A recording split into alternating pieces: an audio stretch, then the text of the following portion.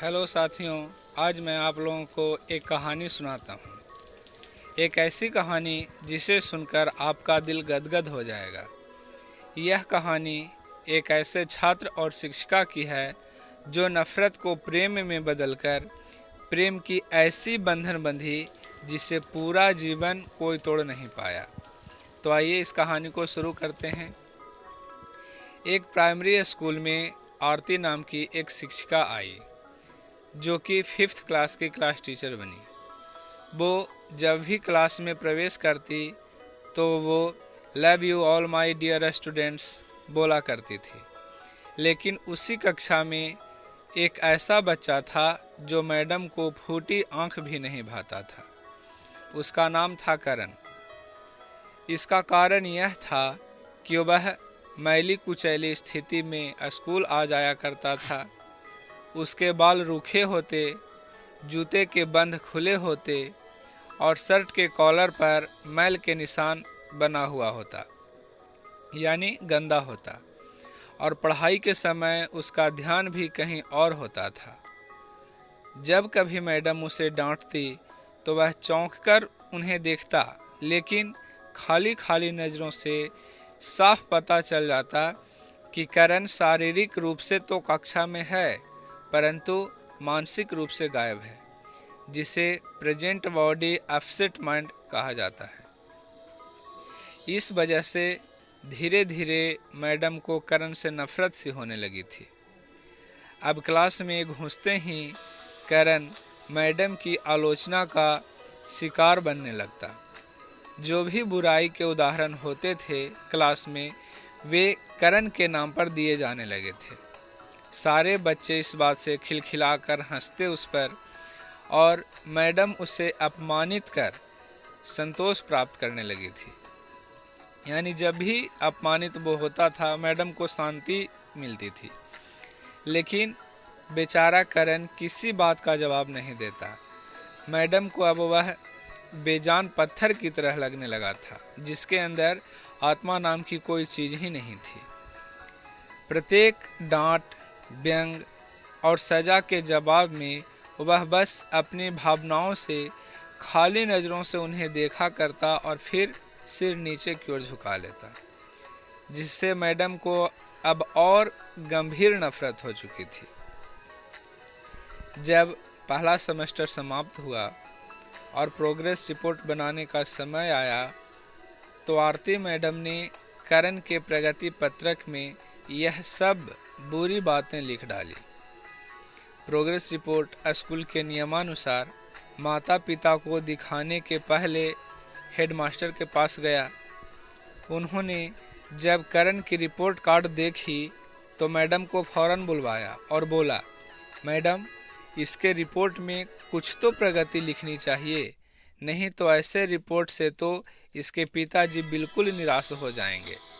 तब मैडम ने कहा कि मैं माफ़ी मांगती हूँ सर, लेकिन करण एक बिल्कुल ही अशिष्ट और निकम्मा बच्चा है। मुझे नहीं लगता कि मैं उसके प्रगति के बारे में कुछ लिख सकती हूँ।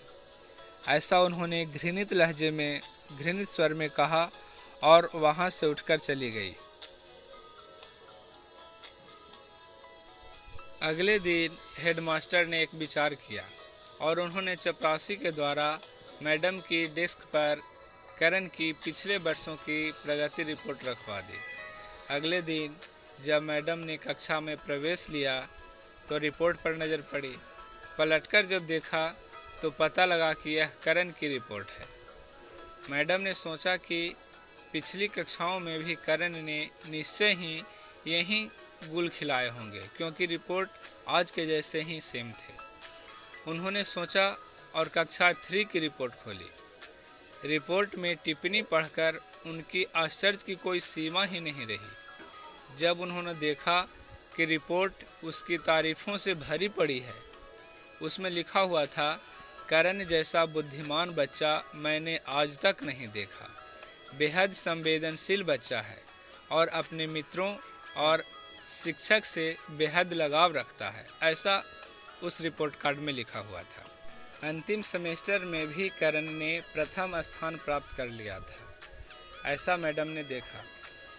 मैडम ने इस चीज़ को देखते हुए अनिश्चित स्थिति में कक्षा 4 की रिपोर्ट खोली। उसमें लिखा हुआ था, करण के ऊपर अपनी माँ की बीमारी का बेहद असर पड़ा है, उसका ध्यान पढ़ाई से हट रहा है।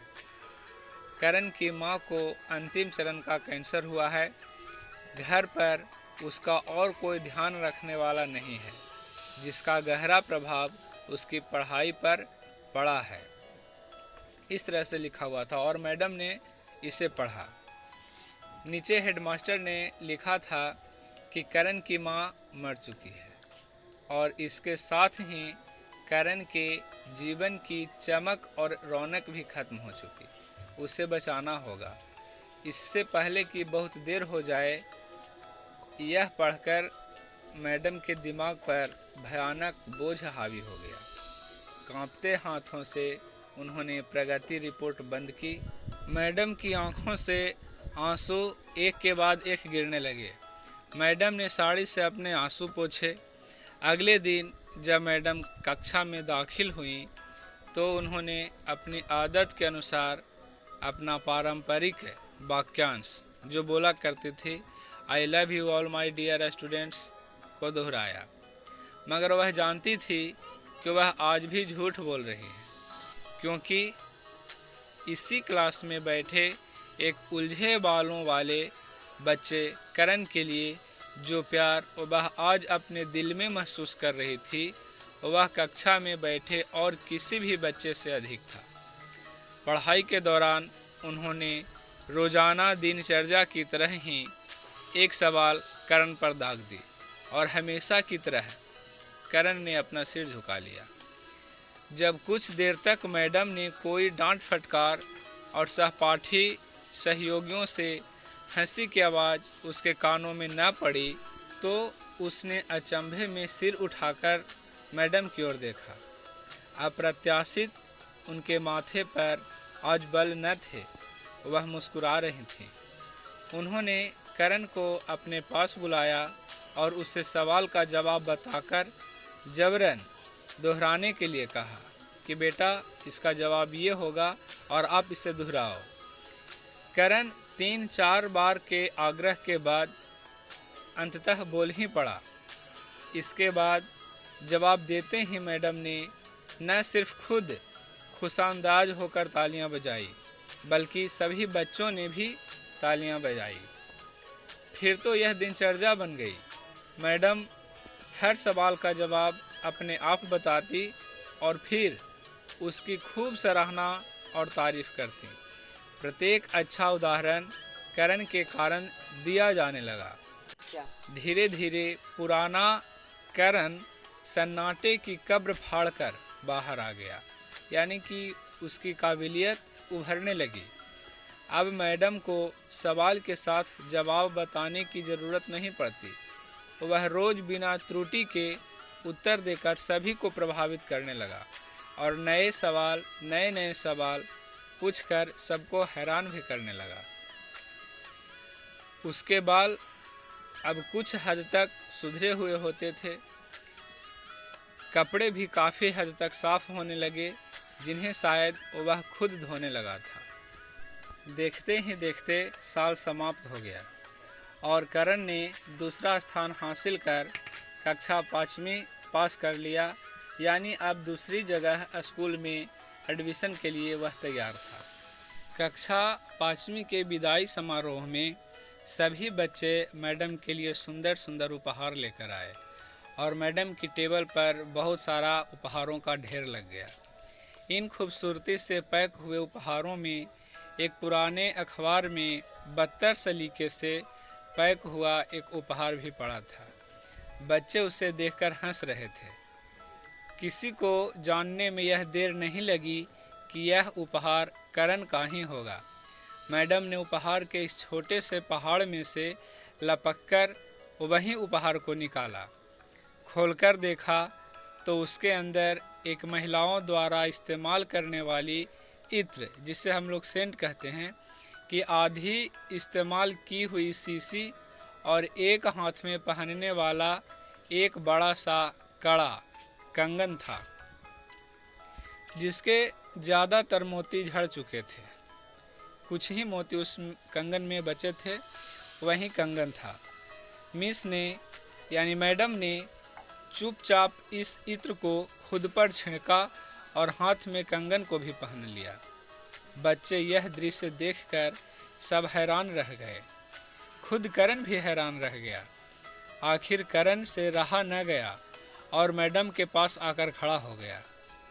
कुछ देर बाद उसने अटक अटक कर मैडम को बोला, मैडम, आज आप में से मेरी माँ जैसी खुशबू आ रही है। इतना सुनकर मैडम की आंखों में आंसू आ गए और मैडम ने करण को अपने गले से लगा लिया। करण अब दूसरे स्कूल में जाने वाला था। आखिर करण ने दूसरी जगह स्कूल में दाखिल ले लिया था। समय बीतने लगा। दिन सप्ताह, सप्ताह से महीने और महीने से साल में समय को बीतते समय कहाँ लगता। मगर हर साल के अंत में मैडम को करण से एक पत्र नियमित रूप से प्राप्त हुआ करता था, जिसमें लिखा होता कि इस साल कई नए टीचर्स से मिला, मगर आप जैसा मैडम कोई नहीं था। फिर करण की पढ़ाई समाप्त हो गया और पत्रों का सिलसिला भी समाप्त हो गया। कई साल आगे गुजरे और मैडम भी रिटायर हो गई। एक दिन मैडम के घर अपनी मेल में करण का पत्र मिला, जिसमें लिखा हुआ था, इस महीने के अंत में मेरी शादी है और आपके बिना शादी की बात मैं सोच नहीं सकता। एक और बात, मैं जीवन में बहुत सारे लोगों से मिल चुका हूँ, लेकिन आप जैसा कोई नहीं मिला आज तक। और इसके नीचे लिखा हुआ था, आपका डॉक्टर करण। पत्र के साथ ही साथ विमान का आने जाने का टिकट भी लिफाफे में मौजूद था। मैडम अपने आप को हरगिज रोक न सकी। उन्होंने अपने पति से अनुमति ली और वह करण के शहर के लिए रवाना हो गई। शादी के दिन जब वह शादी की जगह पहुंची तो थोड़ी लेट हो चुकी थी। उन्हें लगा समारोह समाप्त हो चुका होगा, मगर यह देखकर उनके आश्चर्य की सीमा न रही कि शहर के बड़े डॉक्टर, बिजनेसमैन और यहाँ तक कि वहाँ पर शादी कराने वाले पंडित जी भी थक गए थे कि आखिर कौन आना बाकी है जो यह लड़का इतना देर से इंतज़ार कर रहा है। मगर करण समारोह में शादी के मंडप के बजाय गेट की तरफ टकटकी लगाए उनके आने का इंतज़ार कर रहा था। फिर सबने देखा कि जैसे ही एक बूढ़ी औरत ने गेट से अंदर प्रवेश लिया, करण उनकी ओर लपका और उनका हाथ पकड़ा, जिसमें उन्होंने अब तक वह कड़ा जो कंगन था वह पहना हुआ था, और उन्हें सीधा मंच पर ले गया। करण ने माइक हाथ में पकड़ा और कुछ यूँ बोला, दोस्तों, आप सभी हमेशा मुझसे मेरी माँ के बारे में पूछा करते थे और मैं आप सबसे वादा किया करता था कि जल्द ही आप सबको मैं अपनी माँ से मिलाऊंगा। ध्यान से देखो, यह मेरी प्यारी सी माँ दुनिया की सबसे अच्छी माँ है।